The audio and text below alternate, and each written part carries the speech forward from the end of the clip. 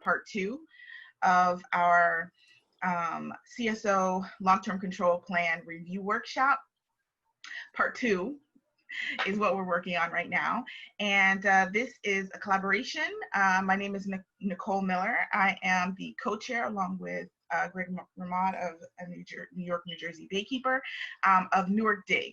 And that stands for Doing Infrastructure Green. We are a local coalition here in Newark that is focused on stormwater throughout the city and its effects and how we can manage stormwater to the benefit of the community and through engagement with the community.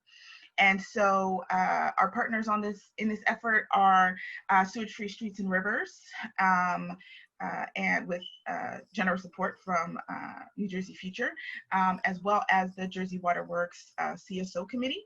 A special thanks to ANJEC, the Association of New Jersey Environmental Commissions, for hosting us here on Zoom. And we do want to focus on the goals that we have for this event. So our goals are to help community members understand the complex document that is the CSO long-term control plans.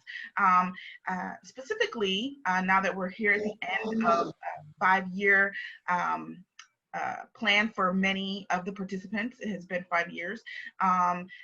This is an opportunity for communities to really be engaged, to understand this complex infrastructure document that is really the beginning of a much longer process. So we're at the end of 5 years, which is really just the beginning of many more years, hopefully, of collaboration between municipalities, permit holders, the state, and residents and business owners and other stakeholders. And so today at this meeting, we are going to be looking at the North Hudson Sewage Municipal Authorities, the North Hudson Authorities plan, which they submitted to the New Jersey Department of Environmental Protection. And we're using that. It is, of course, not the end of the line for that plan.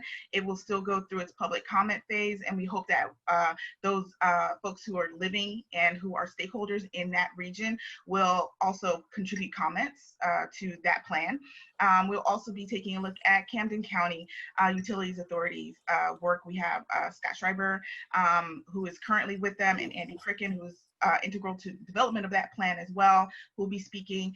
And so we have also from New Jersey Future, Kim Irby is going to be walking us through the Jersey Waterworks sort of form that they, the CSO committee created to help people understand how to develop comments for this plan. This is exactly why we're here, and that's really the meat of the plan. So just going over the agenda, I am opening remarks. And again, my name is Nicole Miller. I did want to acknowledge the committee that helped work on this of Newark DIG. We, with the addition of Mo Kimberg from NJ Future, we have Sheila Baker-Gujral from ANJEC, Drew Curtis from Ironbound Community Corporation, and others from Newark DIG who are able to assist. So I do want to get us started. We have, I think, 38 people in the room, which is a great start. We expect more folks to come on. Sheila will be going over the housekeeping for how we're going to conduct ourselves. Be sure to introduce yourself in the chat, and I'm going to kick it over to Sheila for us to get started. Okay, thank you. Mo, could you please, let's see, you've stopped sharing your screen right now. I need to share my screen. Here we go. So welcome, thank you for coming today. My name is Sheila Baker-Gujral. I'm sharing the screen to show you just a couple housekeeping items. Down here in the bottom left of your screen is your mute button. You've all been muted by default. When you want to talk, you can just click on the microphone icon at the bottom left. And let's see, so you want to please ask any questions here in the chat box. When you click here, it'll open up the chat box over here to your right. So as kind of a test drive and a get to know you, please write your name and your affiliations. I'm sure a couple of you have multiple hats that you wear. We'd like to hear what you're doing.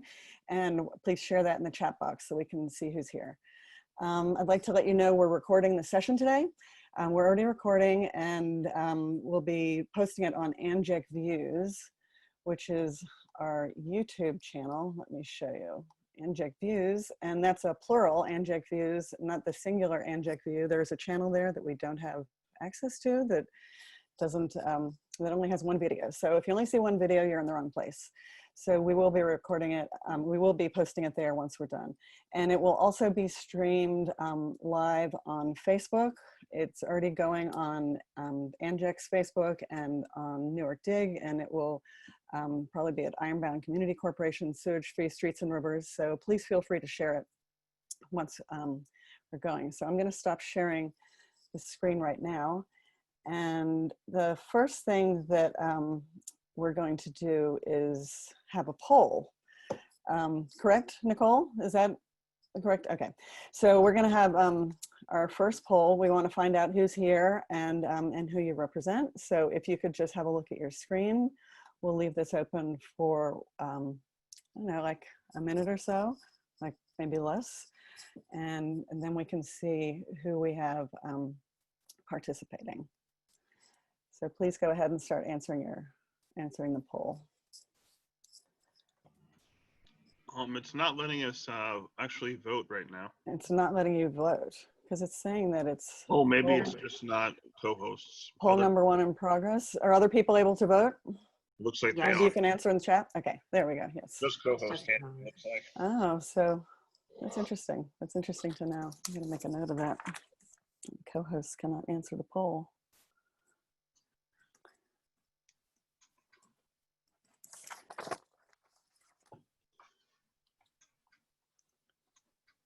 All right, so it looks like we've had, people are still voting. We have, I think, less than 20 people who have answered the poll. So please go ahead and log in.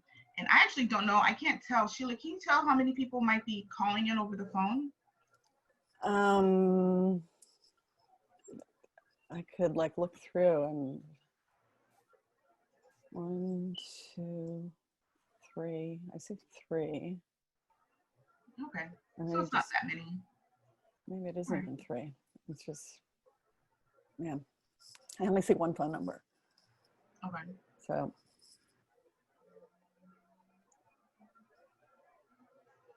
So we have 22 of 31 participants, and we actually have a kind of a large handful of co-hosts. So. Okay. So I can go ahead and I'll end the poll now. Okay, so right, here are the results. The folks that we have who took the poll, again, only about 22 people did the poll. The majority do live in CSO community, which is really great. And a good portion of them are nonprofit organization partners, which again is great because the goal of Newark DIG, Sewage-Free Streets and Rivers, and Jersey Waterworks are to engage with the community to be able to give them the tools that they need to understand this document. And so being able to speak to people who live inside of the community and those folks who represent community members who can help them to understand, to really engage with them on this process is our goal. So it's great to have that be the key audience that we're talking to right now. It's not bad if you don't live in a CSO community because many people work in CSO communities. They represent utilities, local government. We don't have anyone yet from state government who took the poll, but we do have folks who signed on. So we do expect possibly some representatives from DEP. If you have expertise or information that you want to share, the chat box is your space. Feel free to put information that you have in there, carry on conversations in there, and also put questions in there. We'll answer them as we can. We'll be keeping an eye on them. So I'm going to kick it back over to Sheila. Okay, so let me stop sharing the poll results. Thank you. Okay, so first up today, we have Scott Schreiber, who is the Executive Director of the Camden County Utilities Authority. And he's going to speak to us about how the Camden County Utilities Authority first came to a green first approach. I'm sorry, Sheila. I'm so sorry. Sure. You know, I'm the one who came up with the third question, the idea that we needed 3 questions. I didn't even talk about the third question. Oh, okay, okay. Do you want me to go back to that, or? Yeah, I have it open. It's still open on mine. So it says, what are your top priorities for this CSO long-term control plan process. And the two top goals were maximizing community benefits above the permit requirements and inclusion of green infrastructure considering costs, which is a great marriage of goals. So they want to make sure that we're getting as many community benefits as possible, but also doing what's best for the community, considering costs, which is very important for communities, especially in the time of COVID-19. And so these are great for us to be paying attention to. The lowest possible cost to meet permit requirements is the lowest one, but there were people who just want to meet the permit. They don't want anything else. They just want the basics of meeting the permit at the very lowest possible cost. A good portion of folks, nearly half, wanted to ensure public input from residents, businesses, and institutional stakeholders. And some folks, 23% wanted inclusion of green infrastructure despite the cost. So no matter what that is. And so all of us sitting around the table together with proper compromise and inclusion of those folks who have been disproportionately excluded from these kinds of conversations will help us get to, I think, the best possible outcome. So for real this time, I'm going to mute myself. Get over. Okay, sorry about that, Scott. You can go ahead and share your screen. We're very, I'm very much looking forward to your presentation because Camden County has been doing some wonderful things and keeping green infrastructure first. And so, and we've all been looking to them for guidance and inspiration. So, Scott, you can share your screen if you're doing slides, or you can unmute yourself at any rate. And thanks, Sheila, and thanks, Nicole. Very much appreciated. Let me see if I can get this up there. Is that visible to everyone? Let's see. Can you, Sheila, is that? Yes, is that we can see it. Yes. Okay, great. great. Thank you. Thank you, and thanks very much for the opportunity to speak to the group.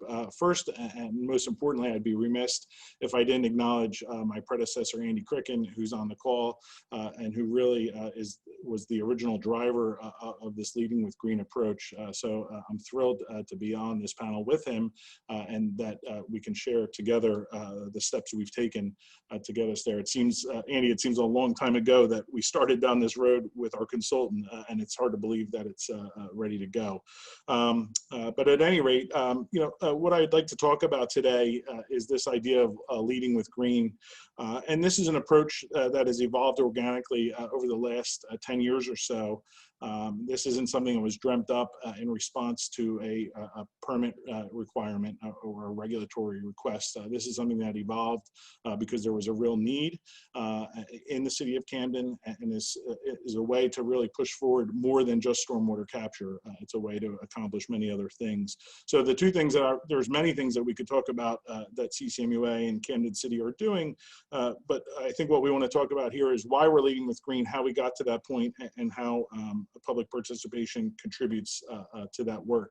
So the goals of the LTCP quickly from a green approach are to reduce the directly connected impervious area of Camden City by about 10%.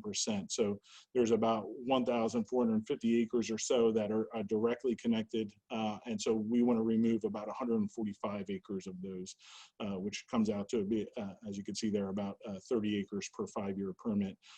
This is at the outermost edge of what seems feasible and reasonable. And so I think it's important to note that this is our goal, but we very much concentrated on creating an adaptive management approach in our submission to NJDEP, so that if we run into roadblocks, or if in 10 or 15 years we're not meeting the goals of the requirement, we always have the ability to come back and discuss gray approaches with the department. So this really provides some flexibility for the approach. So where did we get here? How did we get to this point? So really, this starts with Camden Smart, the creation of Camden Smart, about 10 years ago or so, among various entities, governmental entities and nonprofits. And Camden Smart was really kind of the beginning of a greater movement. And so Camden Smart over those years has contributed 60 projects to Camden City and has reduced stormwater by captured about 60 million gallons annually. And the approach, because it was a multifaceted approach with different partners, really led the way to how we can tackle other environmental problems in Camden City. And so something called the Camden Collaborative Initiative sprung out from Camden Smart. And so instead of just focusing on water, we started to focus on some of the other issues that you can see highlighted in the graphic there: air, waste and recycling, food access, land use, and brownfields. And so the SMART approach was taken to these other things, and there's been really significant gains and wins in some of these other areas that probably would not have happened if each of these entities that we'll talk about here in a bit was working independently. And so, you know, that was the environmental need, and there was also other needs that we were able to address that came up. And so we borrowed the Power Corps program from the city of Philadelphia. I'll never forget going with Andy and some colleagues from Cooper's Ferry and looking at that program, and we came away saying we need to find a way to bring it to Camden City. And so what this program does is addresses green infrastructure needs and maintenance needs that arise from green infrastructure, and couples that with a program to get disadvantaged youth back on their feet and moving towards a steady job, and has some really important life building skills. You know, we could go into each of these things very deeply, but I think it's worth pointing that Power Corps has some real solid wins. There's 3 folks that have come from that program that are working at the CCMUA. One is even a unlicensed sewage plant operator, and other folks throughout the city, including American Water, have gone on to be successful. So that's the genesis of that, and we really wanted to take that approach and figure out how we could put that into a regulatory requirement, that kind of organic approach.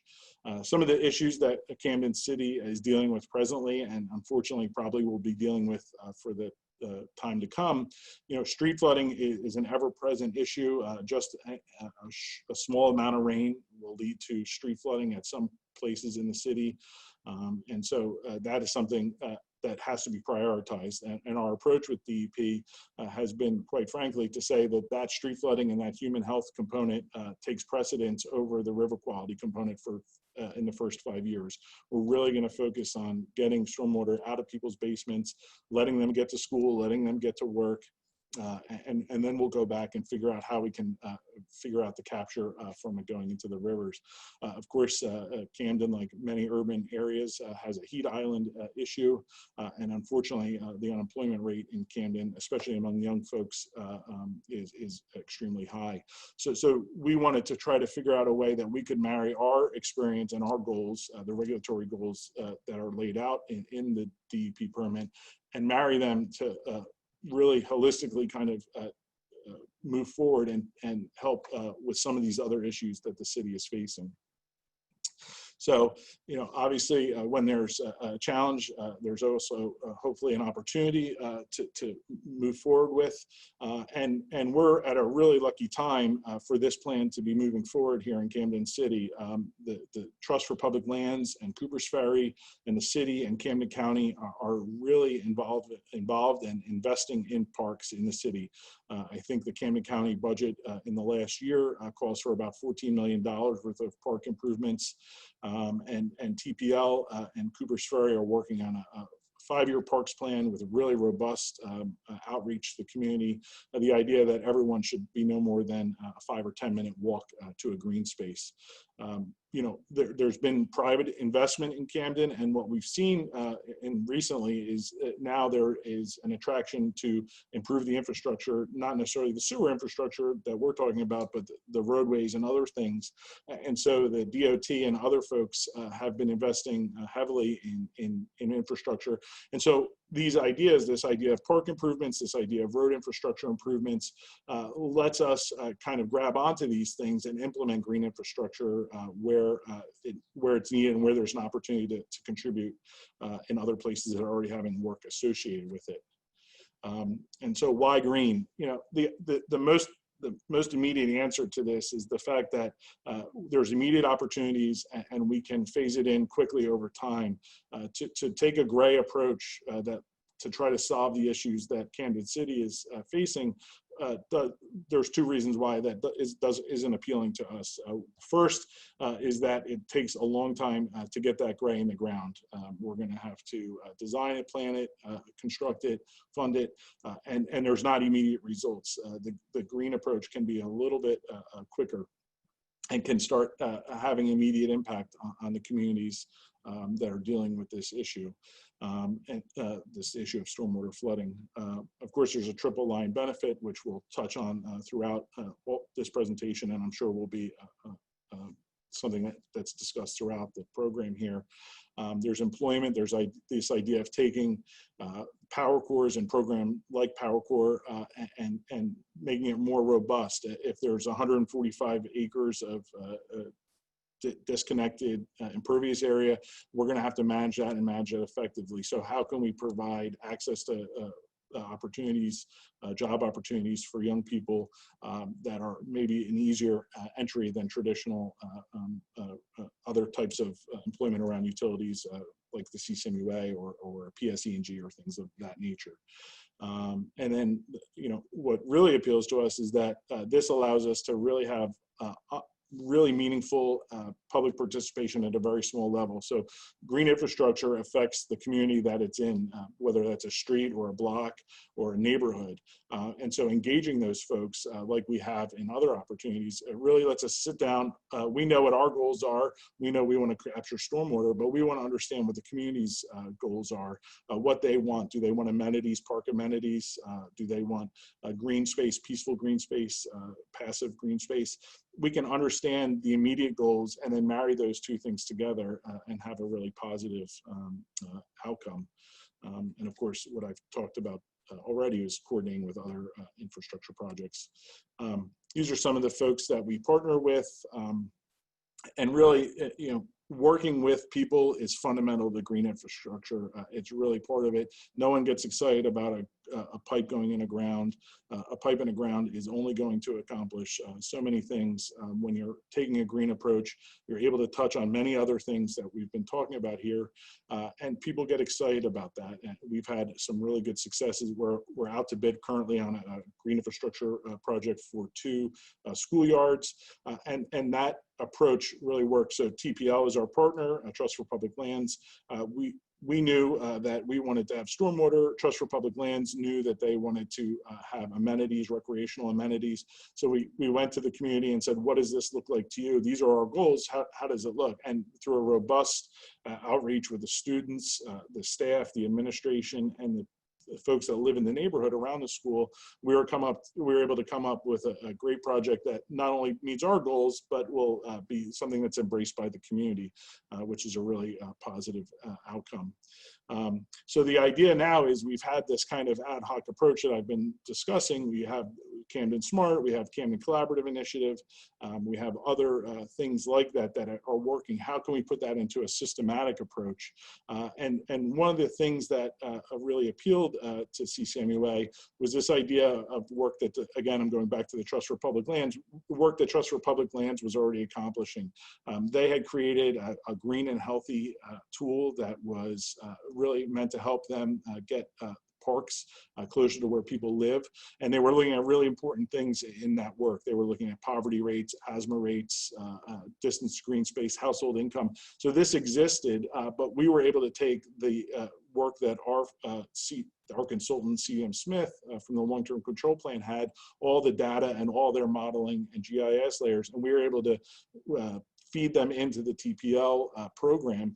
And so now when we're looking at green infrastructure opportunities, and I think this is something that really appeals to the DEP, we're not going to just be looking at it as the lowest hanging fruit. We're going to be able to go and really target the areas where we can have the most impact. So if there's a place that has a really high asthma rate and it doesn't have access to green space, but there's a flooding problem and a heat island problem, well, that's a good place to go and target green infrastructure. And so when you bring this information to the community and you talk to folks and say, this is why we're coming to do this, and we want your input, it really means a lot because they realize that this isn't just a one-off thing. You're really trying to approach this at a whole level. And so that's really the idea, is to take what's happened, Camden Smart, take the partnering with community, build up bigger, more robust ways to do this work. And then what's really appealing to us now is to have the backstop of the permit. So everything that we had talked about that had happened prior to this point, and will be happening prior to the next permit cycle, was really because it was the right thing to do and the nice to do. But obviously there are challenges that come along with that, explaining funding requests and things of that nature. What's really exciting is now that you have a permit backing you, you can really explain this approach and really get the buy-in of policymakers, and they see the need, because of course we want to stay out of regulatory trouble. And so that's really, putting this in a systematic way and expanding it and rolling it out, but keeping that true kind of organic nature to it is really what we're looking forward to in the next 5 years. So that's all I had for today.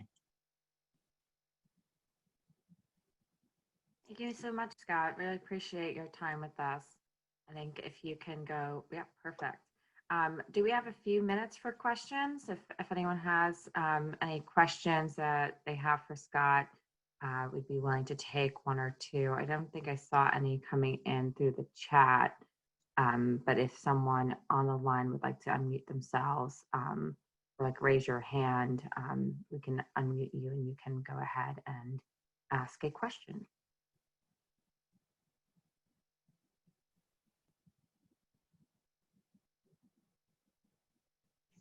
Okay, we have one question here from Kurt Barrett. How much of green infrastructure is on public versus private property, Scott?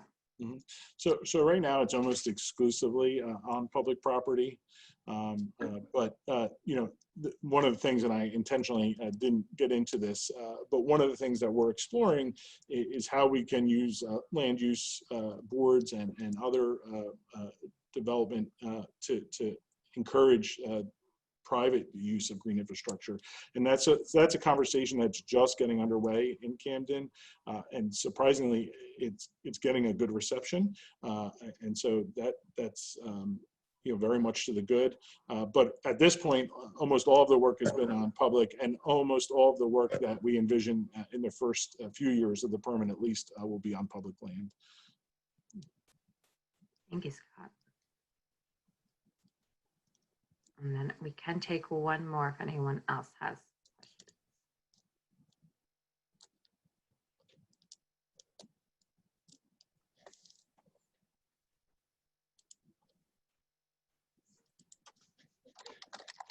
And hearing none and no hand raised, I think we'll move on with the agenda. Thank you so much, Scott. Again, hello, everyone. My name is Rosana DaSilva. I am the Water Quality Manager at the New York, New Jersey Harbor and Estuary Program. I am also the Jersey Waterworks Green Infrastructure Committee co-chair and the Technical Advisory Board member for the Sewage-Free Streets and Rivers campaign. So today I'm going to be very brief. I just want to share with you a flyer that and a resource really for you all that was developed by Earth Economics in partnership with the Sewage-Free Streets and Rivers campaign. And we can see, so this is both sides of the flyer that are available on our website of the Sewage-Free Streets and campaign website. And this flyer really highlights, the social and economic benefits of green infrastructure in addition to the environmental.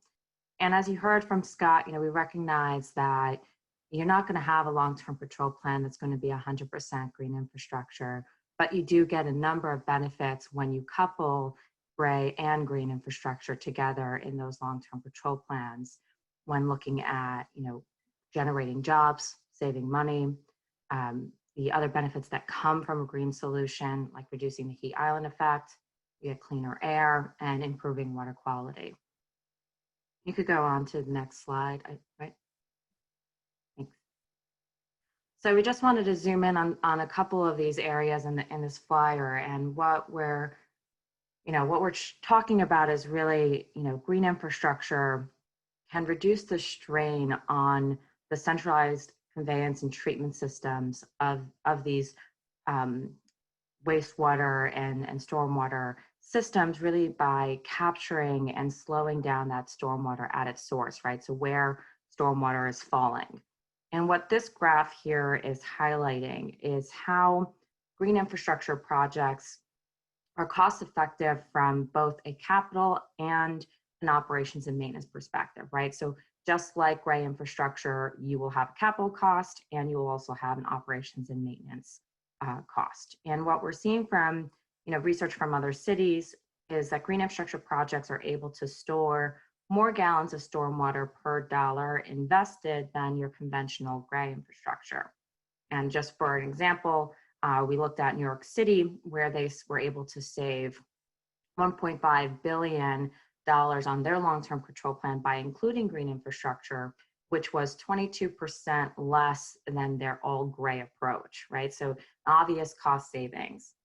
We can go to the next slide.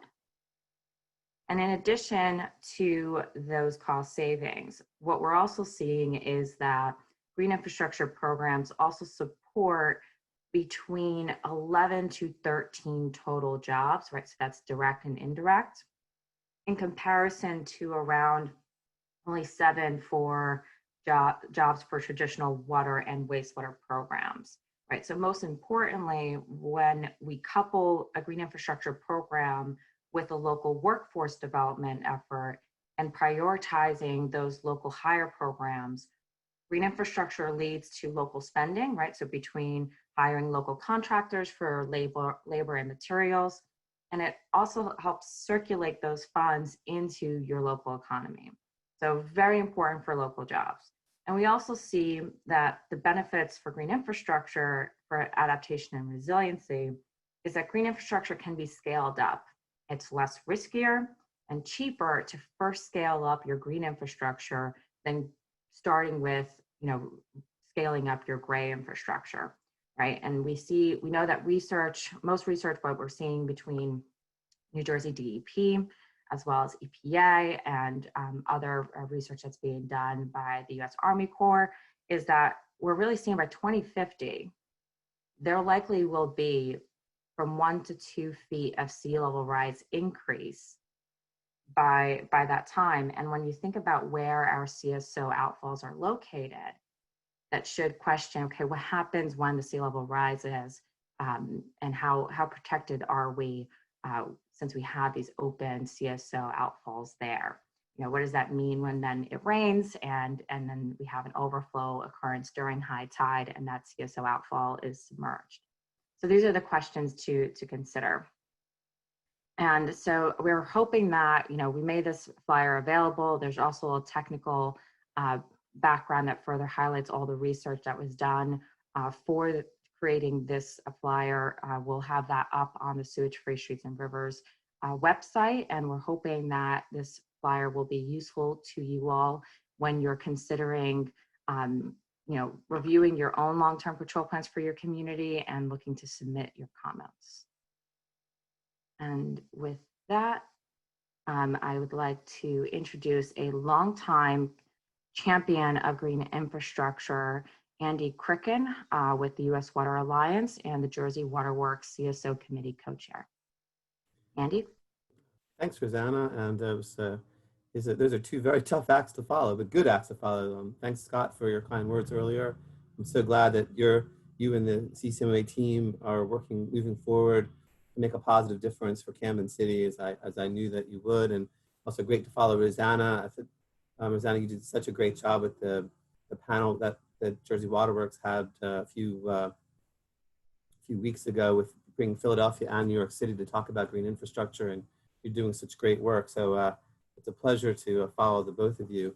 So I'm here with my current hat as a co-chair of the Jersey Waterworks CSO Committee, and we've been thinking about the fact that the long-term control plans are due in October, and how to make the most opportunity of them. You've heard what Scott said and what Rosana said about the triple bottom line community benefits that are associated with green infrastructure, and in the long-term control plans in general. As Scott said earlier, cities that face challenges also have the flip side opportunity as well. And so what the CSO committee is thinking about is making sure that the long-term control plans bring maximal benefit to the communities that they're designed to serve. And so I have 6 recommendations. And I'm glad my neighbor chose this time to mow his lawn. So that's just an extra value added to my presentation. So sorry about that, everyone. But I hope you can hear me. Can you hear me? Is it okay? Great. Okay. So 6 recommendations for the permittees, the communities, and also the regulatory agencies as well, to make sure that communities, especially disadvantaged or underserved communities, are getting the maximum benefit from the long-term control plan. The first is operations and maintenance. Operations and maintenance is such a key part and sometimes overlooked part of the long-term control plan, to make sure that, in addition, of course, to implementing new things and building off of what you already have, is to make sure that the facilities that you already have and those that you'll add are properly maintained. Otherwise, they can't do the work they're designed to do.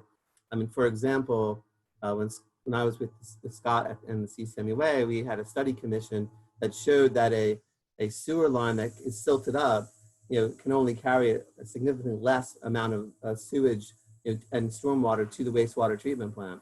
And since there are only 3 places for the combined sewage to go, either to the sewage treatment plant, which you hope, or into the river, which you don't want, and certainly not into basements, parks, and streets of communities. So keeping sewer systems maintained, sewage treatment plants maintained, so that they're conveying and treating their maximum capacity is really critical, because you can design a great plan, but if it isn't maintained and properly kept after, then it won't deliver the result it's supposed to deliver.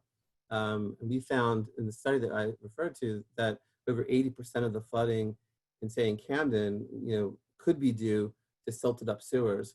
And with that said, it's important to make sure that the sewers are cleaned in all areas of the city, not just the commercial area or the affluent communities, but make sure that underserved communities also have their sewer systems and pumping stations and outfalls regulators, et cetera, properly maintained, so they can convey the flow out of the community and to the sewage treatment plant. So that is my first recommendation. Second is, don't leave underserved communities out of your long-term control plan.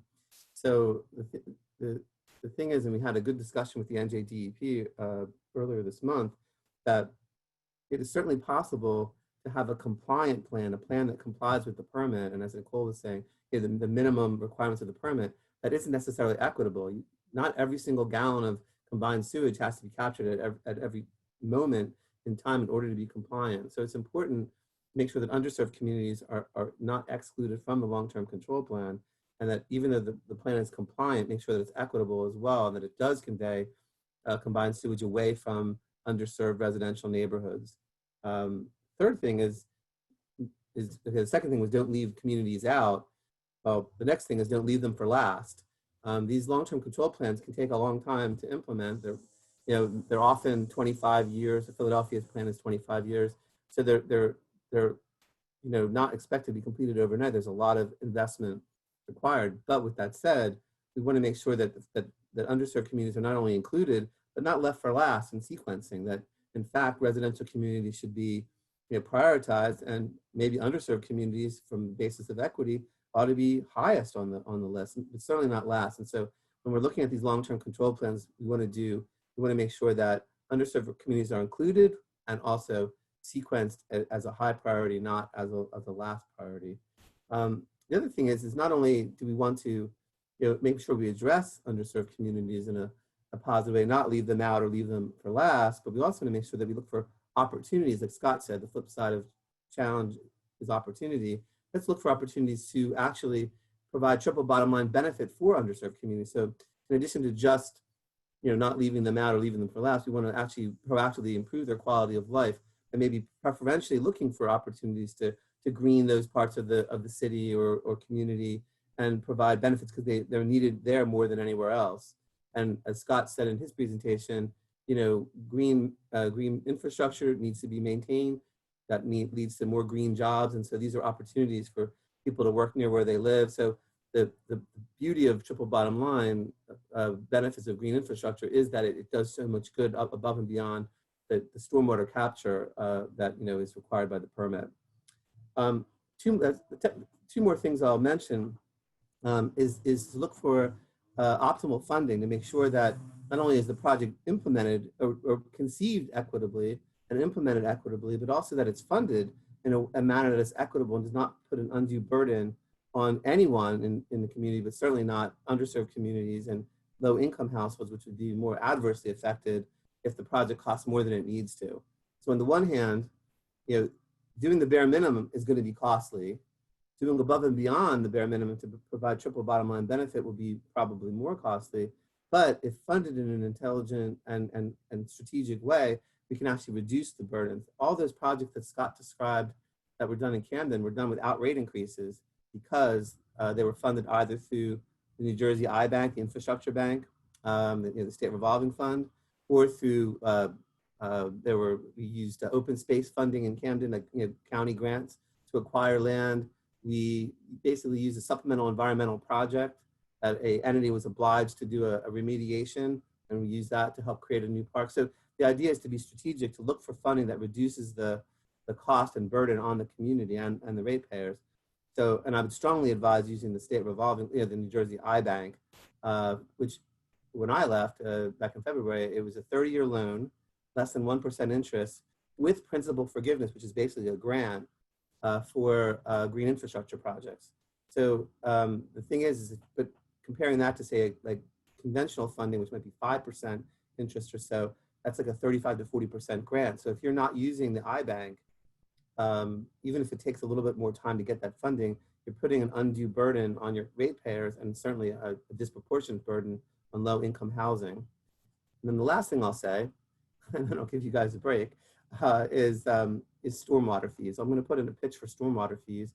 We were very fortunate that the state of New Jersey Assembly passed legislation last year to allow stormwater fees. They weren't allowed in New Jersey before then.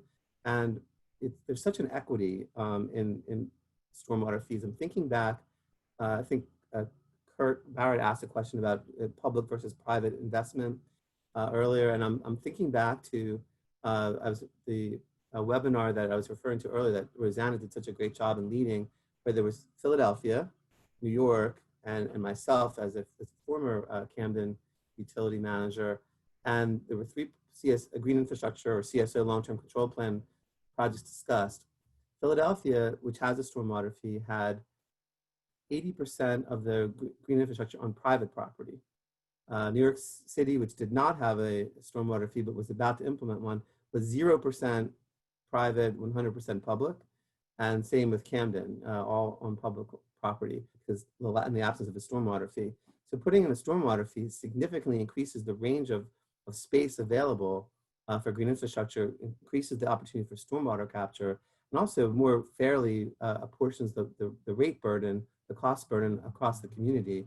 I know there are those who say it's a rain tax, but it's really not. I mean, if you flush the toilet, you're adding sewage to the sewer system. If you have impervious surface, which then runs off into the combined sewer system and adds with sewage, you combine a gallon of stormwater with a gallon of sewage, you have 2 gallons of sewage that have to be pumped and treated the same exact way as sewage flushed down the toilet. So why should owners of impervious surface not have to pay? I'm not talking about people with driveways. I'm talking about larger, you can certainly put a stormwater fee in with a lower or no rate for smaller impervious spaces like in a normal home. But parking authorities or shopping malls, ought to pay their fair share. Just to give you an idea, Camden City's flow on a dry weather day is about 10 million gallons a day, but on a significant rainstorm, that can go up to about 100 million gallons a day. So the combined sewer contribution is quite large, and yet at the present, if you're not charging a stormwater fee, basically the other ratepayers are picking up the cost for that additional 90 million gallons of flow in Camden or anywhere there's a combined sewer system. So putting in a stormwater fee will reduce the rate burden on your community and enable the utilities to do more with their long-term control plans. So once again, thanks to Jersey Waterworks for the opportunity to speak. It was great partnering with Scott and Rosana, my friends and colleagues, and look forward to hearing the rest of the webinar. Okay, thank you so much, Andy. Sorry, I was in the middle of like a chat, so I was unprepared. But thank you very much for all of our speakers so far, Andy, Rosana, and Scott. So happy to have you all on. I did want to, we're, if you can believe it, a little bit ahead of schedule. So I did want to open it up for questions that anyone might have come up with since Scott, Rosana, or Andy were speaking. I do want to make sure that folks are engaged, if they're having any questions that they might have answered. I really love this portion of the event was really to outline how communities might be engaged to maximize community benefit. That's really the purpose for these last three speakers, is really focused on gauging community benefits, really focusing on what the needs of the community are beyond just the basic needs of the permit. And so please, I do want to give folks an opportunity to ask questions if they have any.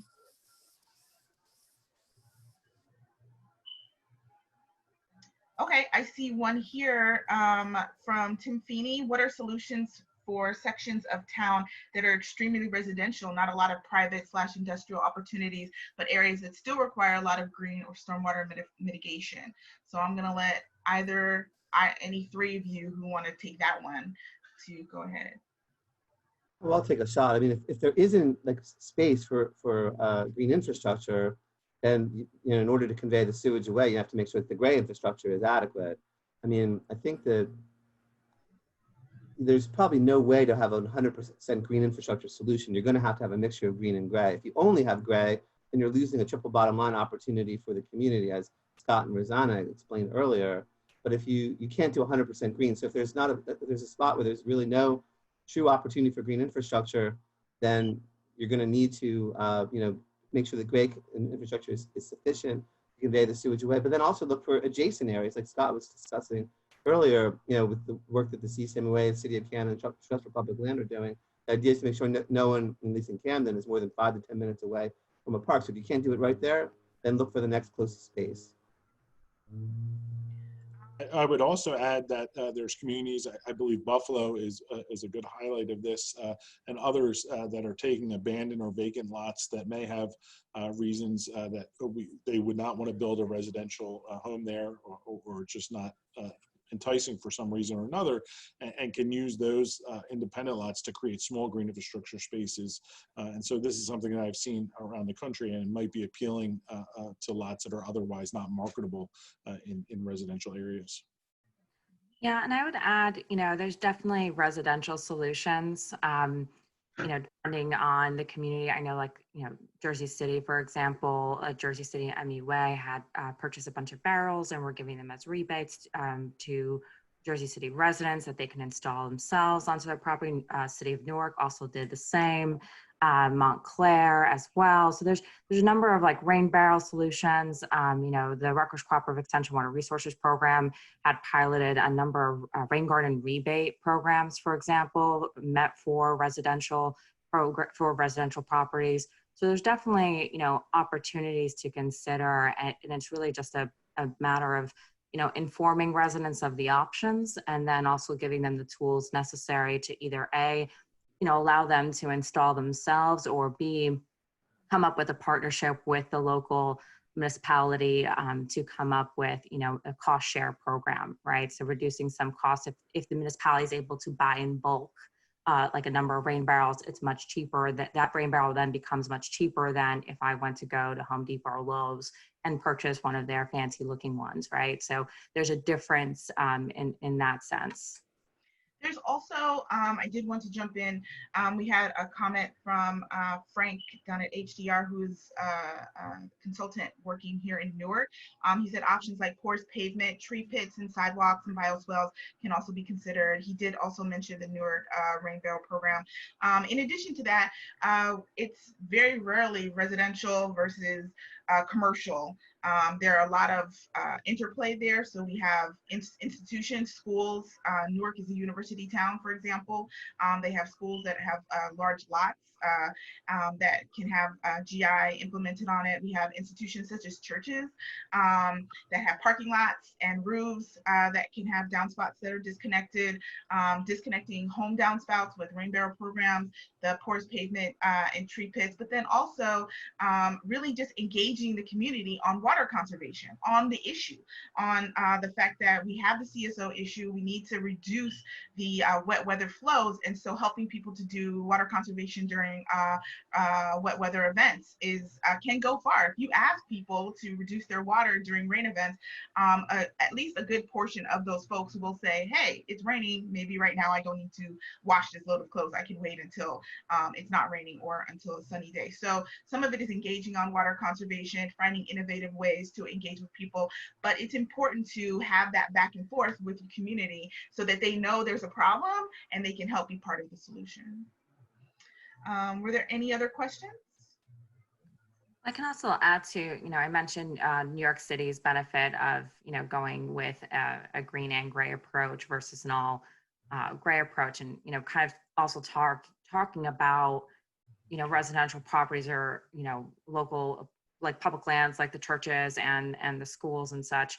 One thing that New York City, struggles and why they're not targeting residential properties just yet is because they've learned a lot through the last couple of years in implementing a green infrastructure program. And you definitely, I'd recommend what, the workshop, the webinar that HEP held with Andy, Philadelphia and New York City on this. And what they really learned was, in order to incentivize, private property to get on board with green infrastructure, is that they're looking to expand on having a third-party contractor to build 200 green acres in the city, right? And that's really targeting those larger commercial properties because they're already working through like the New York City Housing Authority as well as parks to install projects in those public lands that aren't necessarily under the New York City DEP's property. But their struggle is, how do you apply green infrastructure and incentivize residential buildings and homes that go from, large apartment buildings in co-ops, and then small, like 1-story or 2-story family homes. So in order for the city to adopt, a green infrastructure program targeting residential properties, they really have to be able to apply it to those different types of properties that they have in the city, which is causing kind of that challenge that they're experiencing. But they're still willing to kind of work through like what are their options as they grow their green infrastructure program. That's great. Thank you for the clarity on that. Rosana, I know there's been some questions about New York, so I'm really glad that you spoke on it. So we have one more question from Kirk Barrett. How have New Jersey's Green Acres regulations affected the ability to install green infrastructure in parks? I'm looking at the engineers. Andy, Scott? I think that it's a bit of a challenge. I will say, in this, if you have a space that is not already covered by green infrastructure, then there isn't any problem at all. Now, in fact, I guess one opportunity would be is that if you want to preserve a space, you could actually get it covered under green acres, after you've constructed the green infrastructure, and then help better, preserve it in perpetuity. However, if you are taking on an area that already is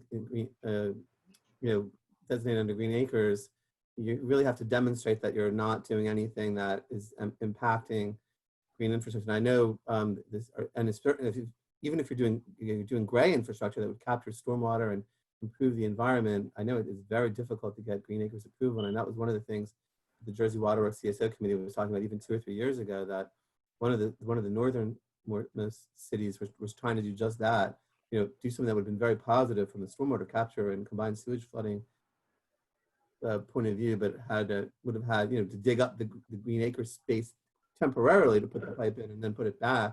And it was very difficult. And that was one thing we were hoping to get some help with the NJDEP to try to make it easier, assuming that it can be demonstrated that, one, it's the right thing to do, and two, of course, it'll be restored back to the way it was. Yeah, and I think, so Jersey Waterworks Green Infrastructure Committee does have a subcommittee for Green Acres, which Steve, I see you turned on your video, and he is on that committee. And the Green Acres program is kind of like a case-by-case basis.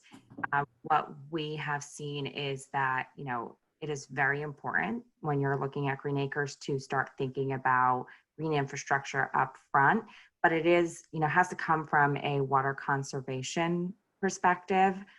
So it, you know, it does vary, but I think we do have an opportunity, you know, working with NJDEP on the reauthorization of the Green Acres bill to enhance that, to really start talking about green infrastructure in that space, but also being very cautious of the goals of Green Acres, right? Like it is to preserve land. And so it's a delicate balance, and it'll, you know, vary, you know, case by case as applications are submitted. And I don't know, Steve, if you want to add any more into it.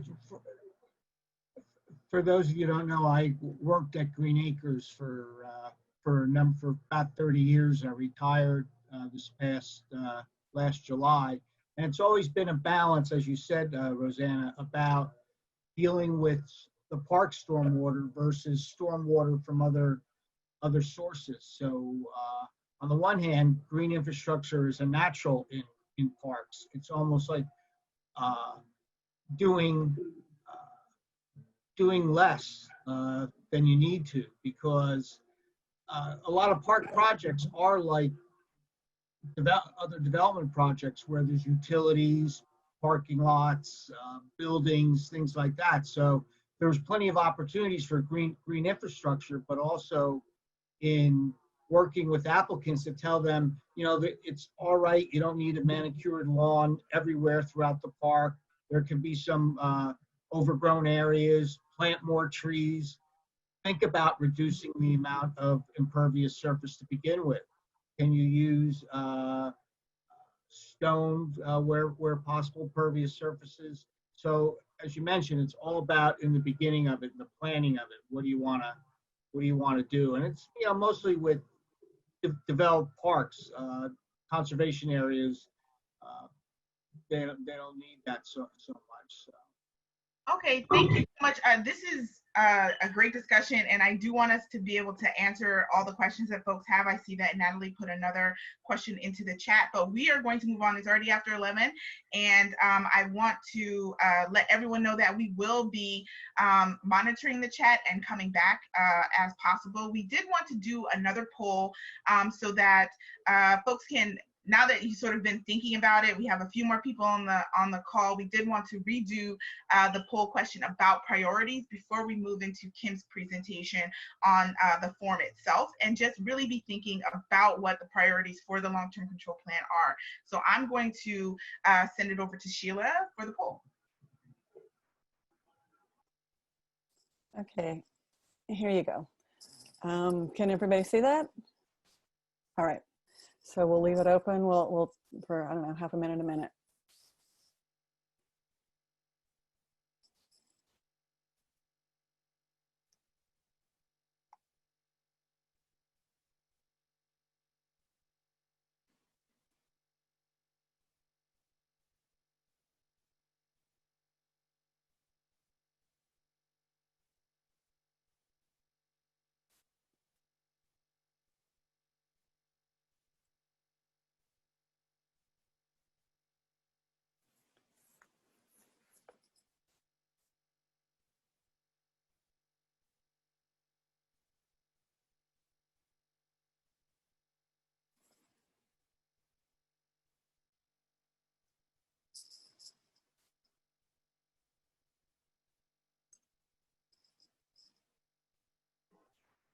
So I see we have about 17 folks have responded. We're about 50% of the way, a minute in.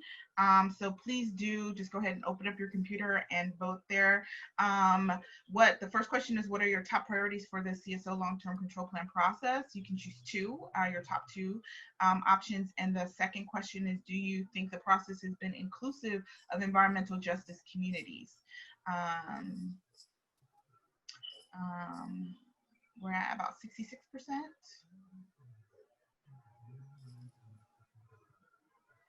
And so it looks like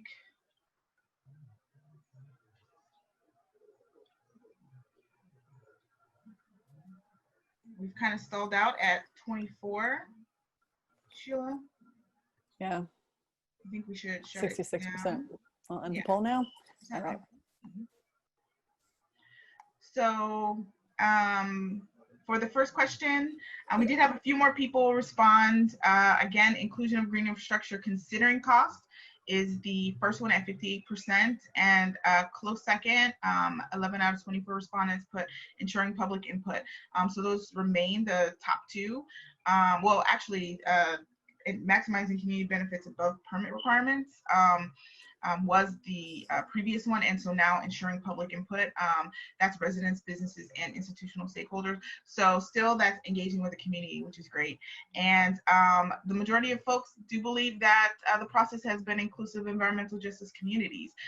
And so I hope that you will continue to think about these as we go into the next section.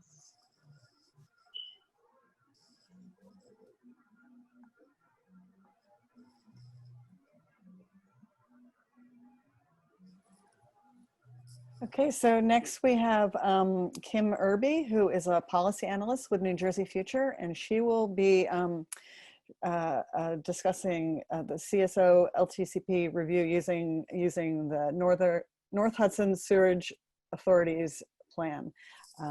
So Kim, you can take it away. Sure.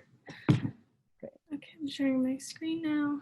Hopefully everyone can see that. Hi everyone, again, I'm Kimberly Irby, policy analyst at New Jersey Future, but I also provide backbone support for the CSO Committee at Jersey Waterworks. And this is something that the CSO Committee has created, which is a Google form that will help guide community members as they review the plans when most are posted in October. For today, for the purpose of the demo, we're going to go through the North Hudson Sewage Authority plan simply because that is the only one so far that has been submitted ahead of the October deadline. And as we do this, again, keep in mind this is a draft. It's not the final plan yet. And as I go through this, I'm going to focus on 4 main sections of the worksheet, which are the project selected, the balance of green and gray infrastructure, the financing considerations, and public participation and input. Okay, so first we see this is the first page of the form where it's going to collect your email address, and that's so that you can get the responses once you submit them. They'll go right to your email address, and I'll show you that at the end. For the purpose of this demo, we're going to look at specifically the Adams Street plan. So on this next page, I'm not going to go through the executive summary for right now because it's a pretty short section, but I do want to draw your attention to at the end of every section, there will be this question here: do you want to save your results and quit for now? So if you click yes, then when you hit next, you will be asked to submit the form. And so this will send an email with a link to the form. So it'll save everything that you have inputted so far.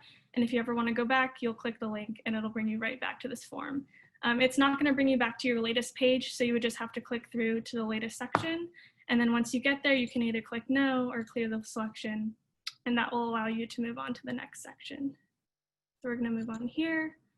Okay, so this is after the executive summary, we see presumptive versus demonstrative approach, which you will usually find in the executive summary.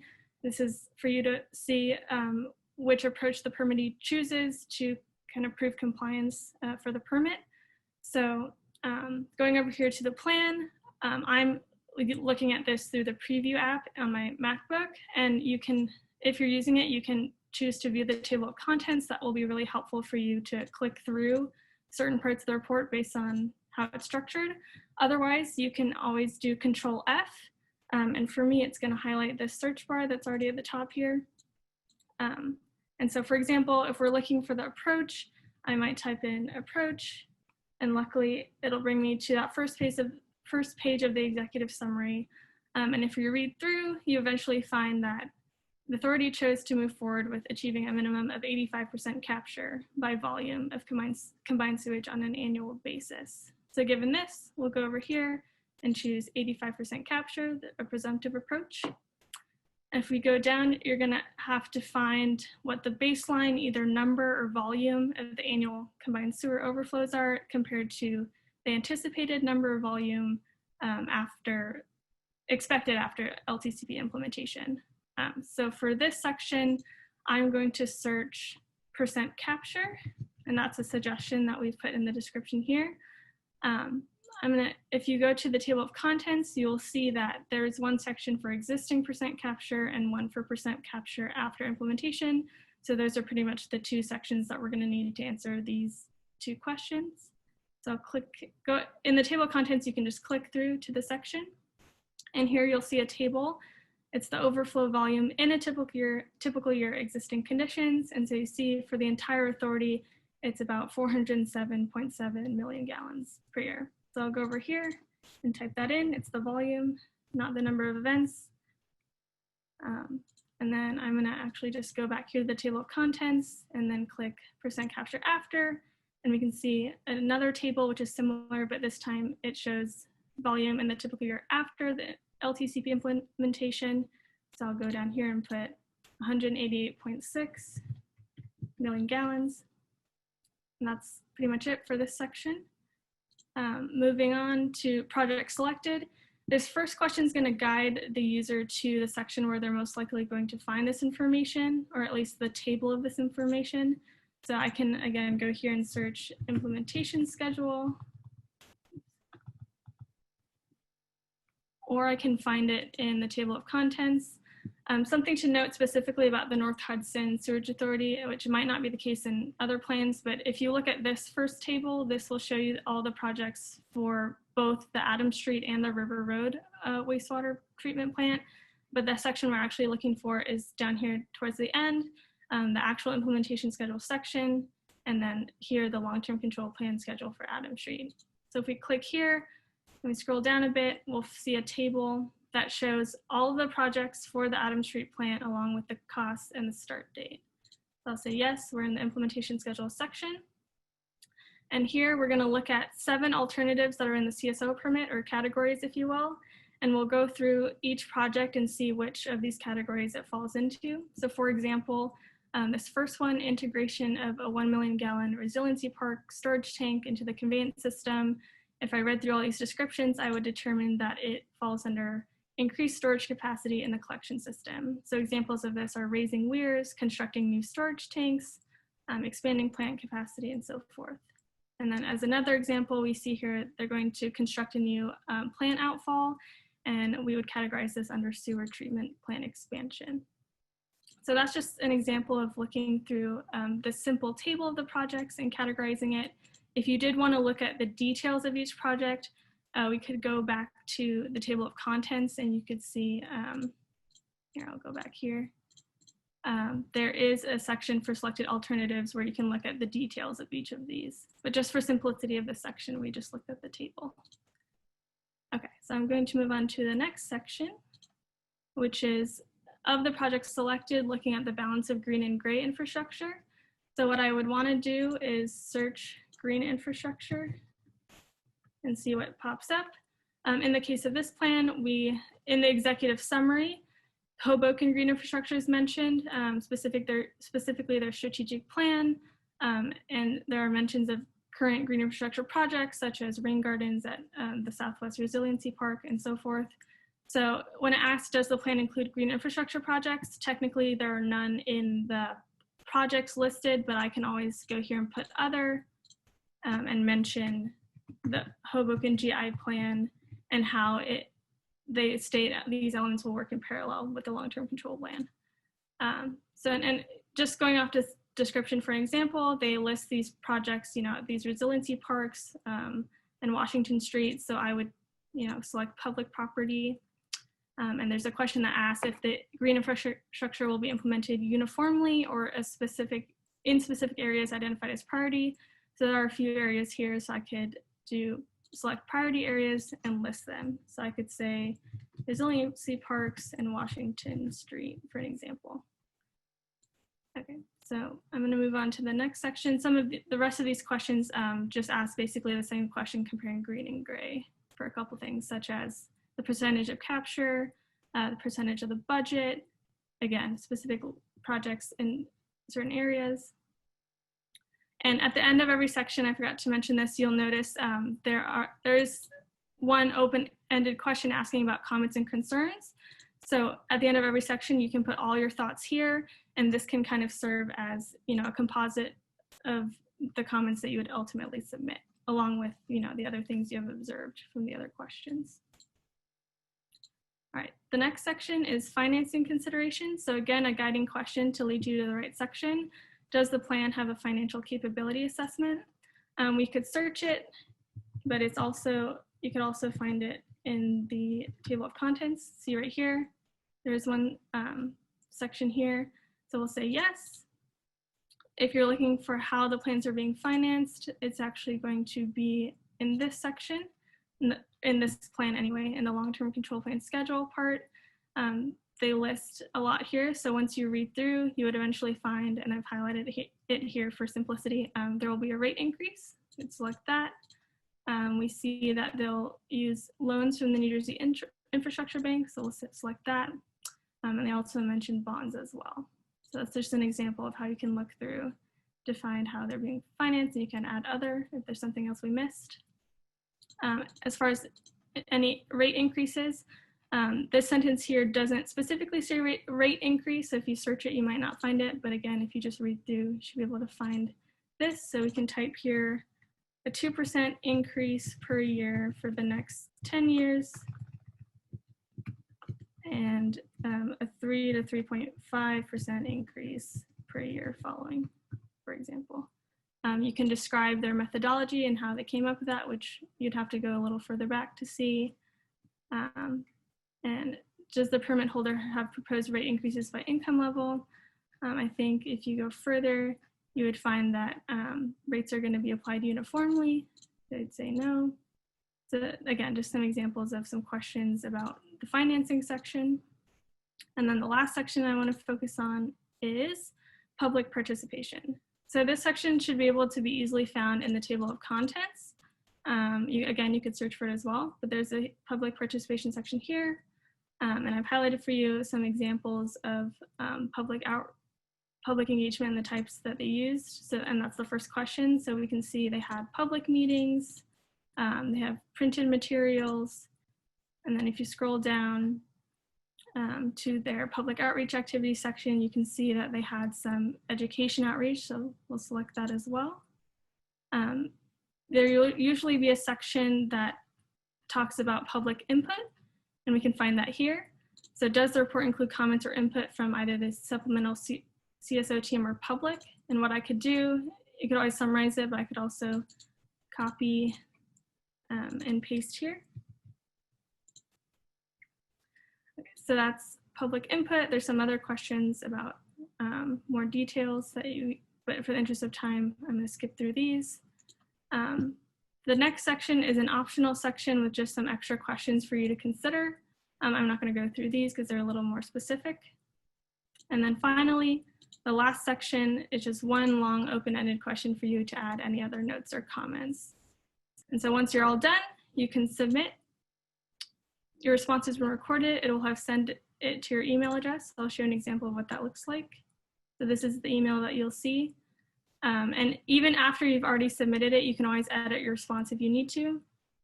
But again, you can always go to these questions, what are your comments or concerns per section, and you can copy and paste whatever you've put here.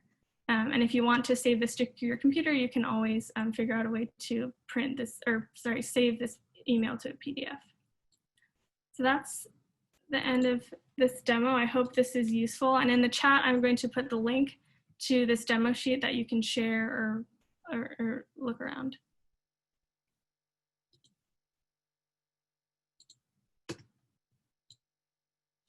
And there's the link in the chat.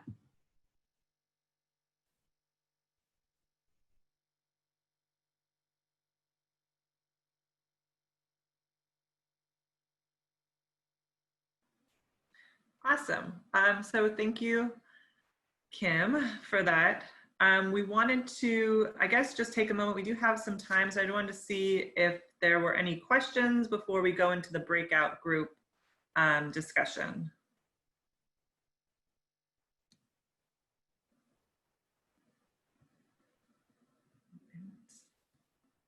Nope. Okay. So we are going to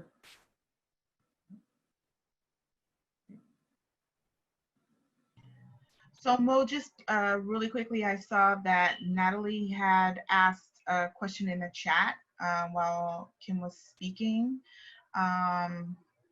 It just went away. It was like right there in front of me. Okay. Will the table of contents be identical for all of the permittees? And Rosana actually took a stab at answering it, but I did want to highlight it for anyone else who might have had that question. Rosana's response was the table of contents language can vary from between permittee to permittee, but it's likely they will be similar to one another given the long-term control plan structure. So that was one question that came up. Yeah. Great. So we are going to do a breakout, and essentially we want to just take some time to think about how the form can be useful to you and your community as you're reviewing these long-term control plans. So we're going to break out into groups that Sheila is going to do in a second.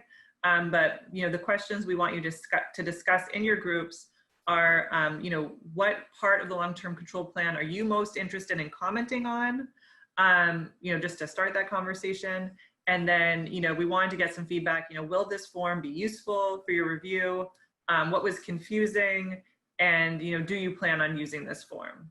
So in the groups, we want to give you about 10 minutes just to, you can introduce yourself first, maybe designate one person to report back, and then just go through these questions.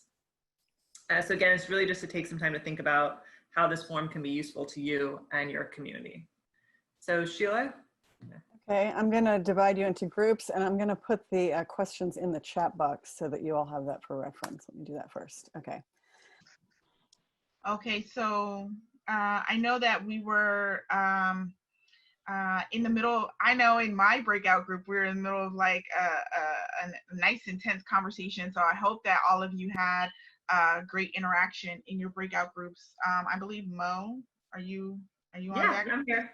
I'm ready to report out. Okay. Okay, so I figured we'd just go through it really quickly. I was in group one. So folks who are in group one, please chime in. Essentially in terms of it was a small group. So it was just Martha and Dawn Conger and I, Martha from Patterson. And, and she's really she was the person from the community talking. So in terms of what aspects she would want to comment on would more in terms of how could we implement rain barrel solutions or more community oriented solutions, and how can we get the community more involved in also in kind of reviewing the plans. And just concerns around Patterson just had a usage fee increase.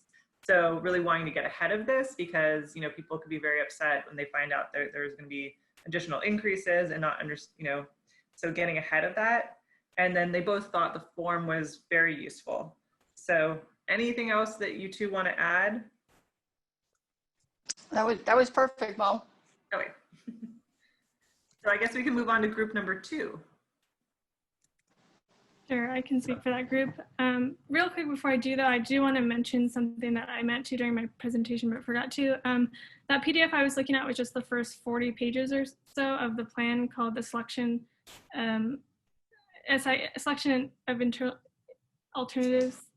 Sorry, I can't remember the name. Anyway, so selection and implementation of alternatives report. Yes, right. So the SIA for short. And so when you look at the plans on DEP's website, they're going to be, upwards of 1,000+ pages. And so it's that first section that contains the relevant information and the newest information. The rest is basically supplemental or, from their past years, for example. So I just wanted to make that note. So And in group 2 is me, Gina Sullivan, and I believe someone from the City of Newark's Sustainability Office. And then that person mentioned that the form would be useful, and that's broken down very well. And Gina will be actually helping us on the CSO committee side to review the plans for or putting out the fact sheets. So that's it for us. Group number 3. Is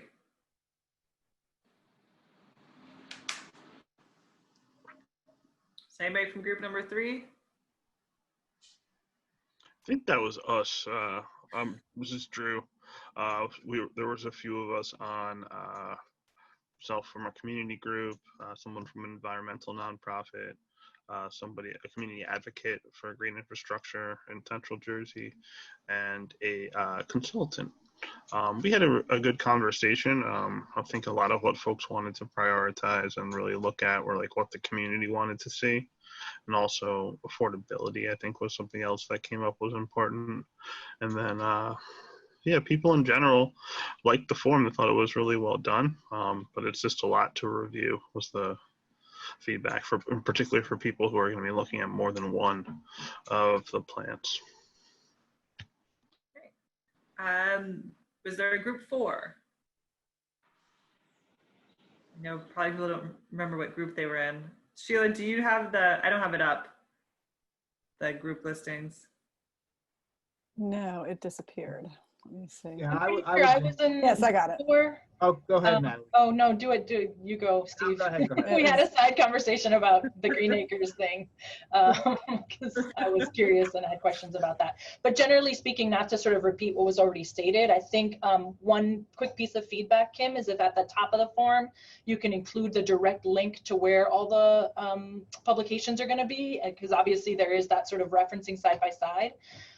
And then a broader comment, which is just that, my experience with community feedback is that it doesn't follow the script quite so easily. So, very good that it is following the script, and then just trying to find a way for it to capture folks' nuanced comments, right? Because a lot of the feedback that we get has to do with sort of maximizing co-benefits and things like job creation, or things like, beautification and other things like that aren't treated as directly in the way the long-term control plan table of contents requirements has it. So just like an idea that came up with us. And then Steve or Michael, if either of you want to add anything. I think you covered it well from our end. Yeah, That's my end now.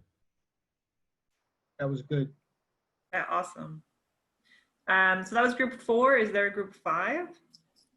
So group 5 was the one with Bill Schultz, Chris Abrupta. Yeah, I'm here. This is Chris Abrupta. Yeah, I mean, Bill Schultz and I are both in Perth Amboy Swim, that municipal action team, Perth Amboy, very similar to Camden Smart. And the one thing that we immediately thought was the form was a little bit overwhelming. I thought to myself, I could probably fill this out, but I would have to spend a lot of time kind of reading through the report and making sure I understood it. Bill mentioned he'd have to study the form for probably about a week before he figured out how to get started, So we thought, well, maybe it's something that we would get together as a group, and the whole Perth Amboy Swim and get together and try to complete it together, maybe over a meeting or two might be a way to use it.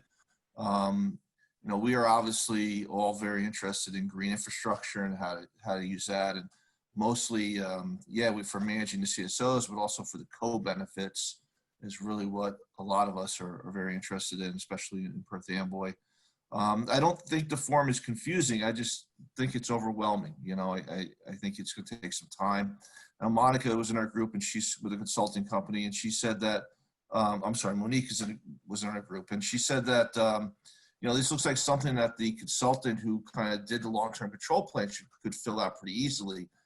And Bill and I kind of laughed, which we thought, I'm not sure we'll be able to get the consultant to be able to do that for us. But, I did see in the chat, someone's asking if the consultants could have a copy of this form, which I think is a great idea. So that's about it. No, I feel like that's what is it? That's a conflict of interest. But everyone's welcome to use it, I guess. And then I think there was a group 6. So group 6 was with Rosana and Frank and Crystal Wessel and Louis Prezot. Yeah. One of them. I'd welcome Louis to, feel free to chime in because I think your comments were great. But in general, I think, the forum was good in terms of structure. But I think what we really want to pull out is, where are those projects going? Where can I find that information? Like how detailed will they be? And, Louise made a really good point of, in Newark, they're going to have like a new waterfront park up in the North Ward, and there's a CSO there. And the question is, am I still going to have, sewage overflowing in like near this waterfront park after this long-term control plan is done or not, right? And then the bigger question is like, what's that bottom line number? Like, how much is this all going to cost? Awesome. And group number 7. That's us. So we had Jill Scipione and Scott Schreiber. We had someone on the phone. I didn't catch their name. It was 732 number. But we spent most of the conversation actually talking about the situation in Bayonne. And Jill, I'm sure you're all not surprised if you know me, but Jill had mentioned that the form itself wasn't a problem. They used a similar version of the form for last year's DEER that was submitted. The real problem was the response. And so how can we work with the DEP to make sure that there's accountability for the things that are mentioned in the comment section, and also for folks who might be outside of the situation, that the comments are based on what is reported in the report. So for example, if Bayonne says that they did community engagement based off of whatever criteria they come up with, then an independent reviewer who wasn't on the ground might say yes, they did community engagement because they listed these 4 or 5 CSO supplemental team meetings as the community engagement that they did. Whereas someone with on the ground knowledge like Jill can say, actually, no, that's not the case. We had several opportunities, requests for opportunities. There was little public engagement, and the public, when it was spoken, was not heard. It was not responded to. It was not that input was not acknowledged. And so, how can we then go to DEP and say, what are the consequences for not actually having community engagement? And so that was one point that really came up. And it's, Scott was on the call. He did mention that the next permit is being considered and worked on. And that's, I think, an opportunity for us to go to DEP and sort of find out what are those opportunities, since they continue to try to be a little hands-off and trust that the permit holders are going to interact with the communities, are going to have a good faith interaction, as has been demonstrated by so many communities. Camden is great. Newark has been having really great interaction. Jersey City has tried to interact with their communities. And then you have other communities like Bayonne where it has not been a good faith effort. And so that was a key point that came up in our conversation. Awesome. So this is great. I'm glad we were able to get so much feedback on the forum. Kim, I think this is going to be incredibly helpful in terms of kind of adding to it and changing it a bit. So thank you all so much for your feedback on that. And we will be revising it and working with the CSO committee to have another version of this. But I want to move on because we have a few more things to go through.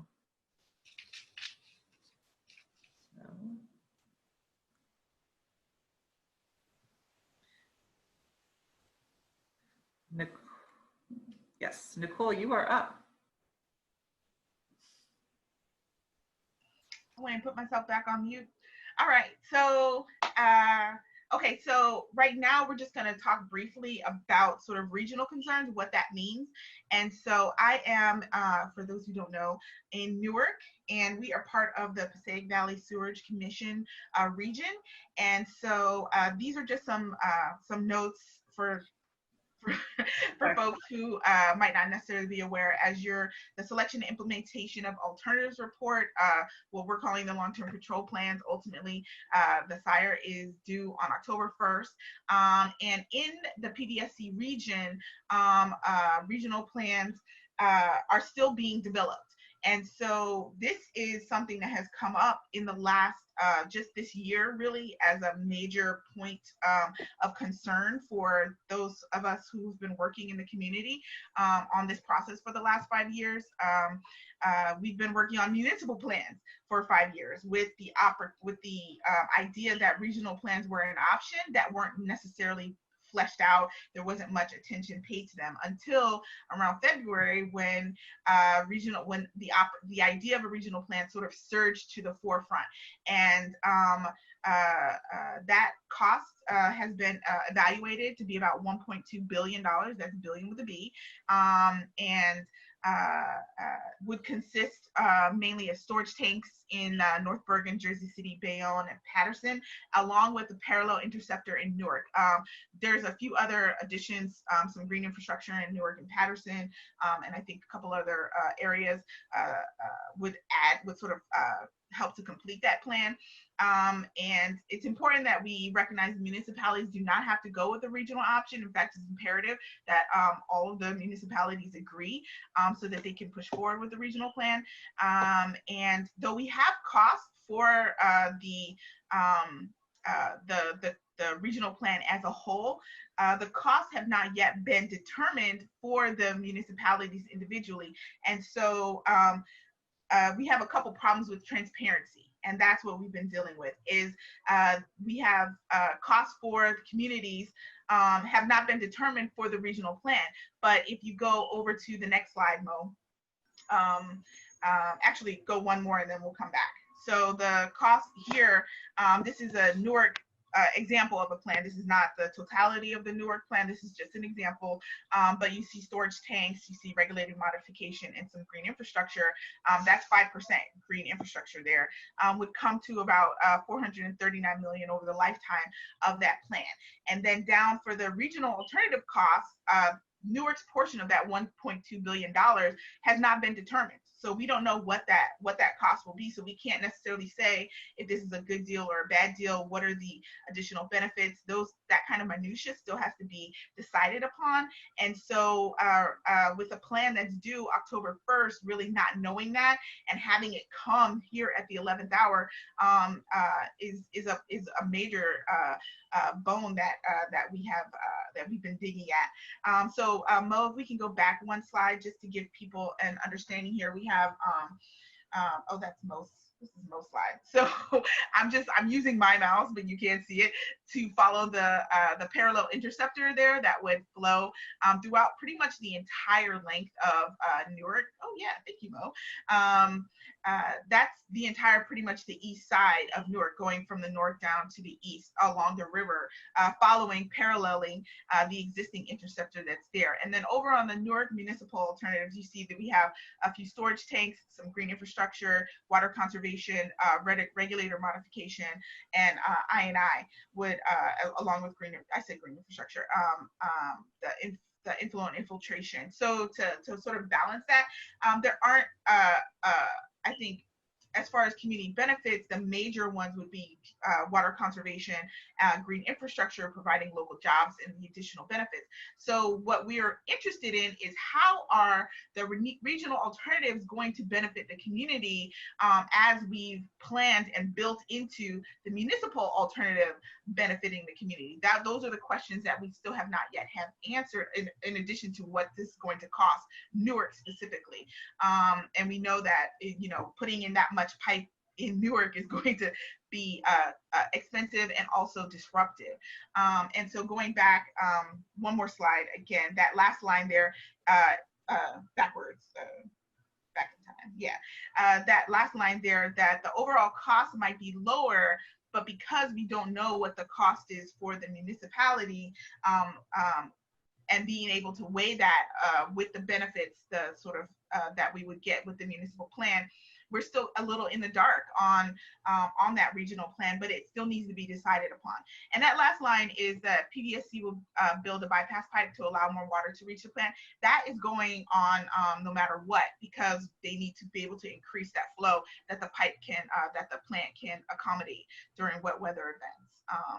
And so that's really where we are right now with the PDSC region. And just to bring it outside of that region specifically, when we think about examining the reports, the selection and implementation of alternatives reports, we have every group that's working right now is part of a region.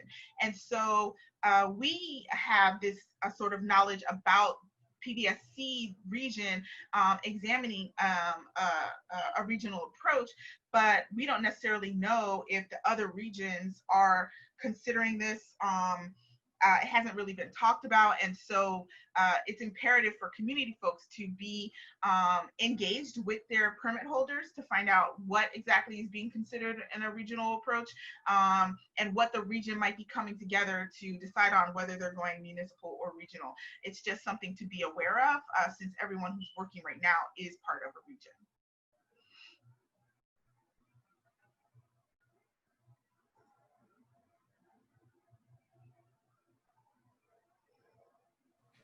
So I was going to move on, but did anyone have any questions for Nicole before we move on?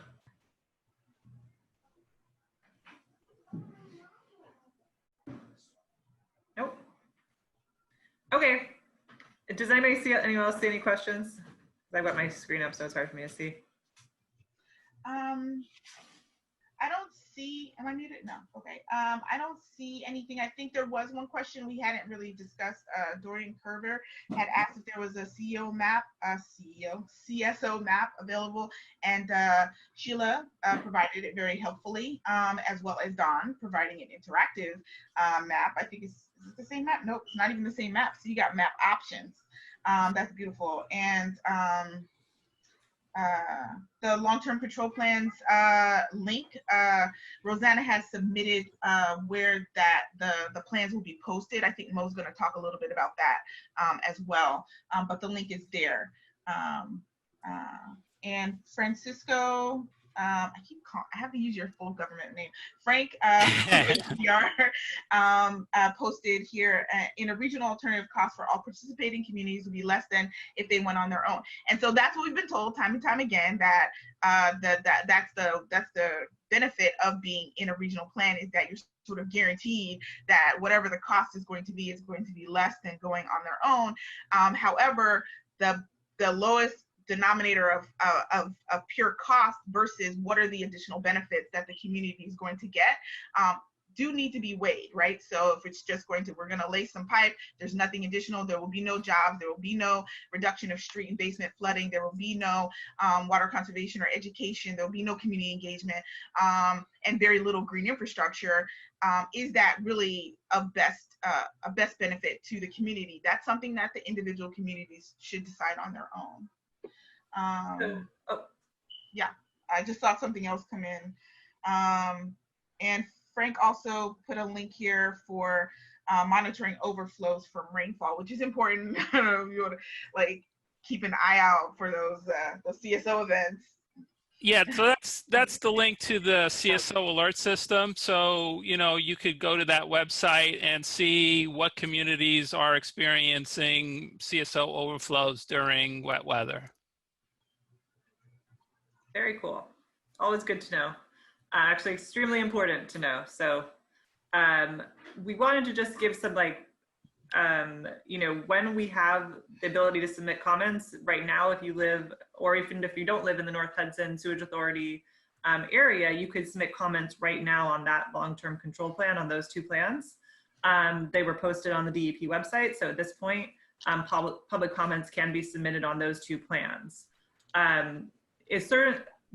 We are following up with DEP to find the timing on that. With the last report, there was kind of like a 60-day, although I think it ended up being extended, window for public comments on the last report.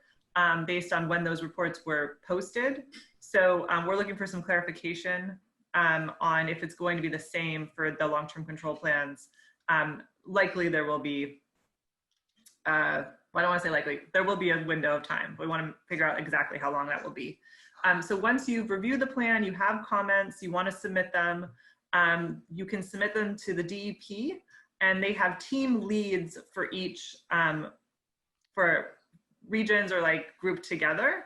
So on the right hand of my screen right here, and this is on the NJDEP/CSO website under contacts, it has who the team leads are for groupings of the permit holders. So you would just find your permit holder. So in the case of North Hudson, I'm trying to see where they are. Oh, here we go. And of course I'm blocked here, but so that would go to Joe Manick. So you would email your comments to Joe Manick, and then Susan Rosenwinkel is the bureau chief. So you would also want to copy her on those as well. And then, you also want to send it to your permit holder. So, full transparency, this is really to give feedback so your comments can be incorporated into their plans. So you want to make sure this is going to your permit holder as well.